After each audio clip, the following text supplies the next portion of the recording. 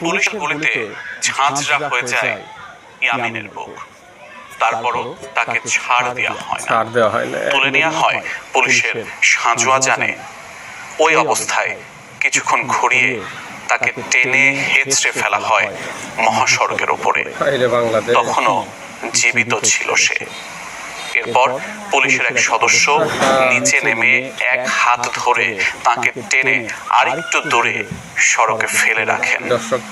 এখানেই শেষ নয়, পরে কয়েকজন পুলিশ মিলে তাকে আবারও টেনে সড়ক বিভাজকের ওপর দিয়ে ঠেলে অন্য পাশে ফেলে দেন। যেন কোনো মানুষ নয়, জড় বস্তুকে টানা হচ্ছে। যে দৃশ্যে লজ্জিত গোটা বাঙালির বিবেক। বিস্তারিত জানাচ্ছেন এসআই রাজ।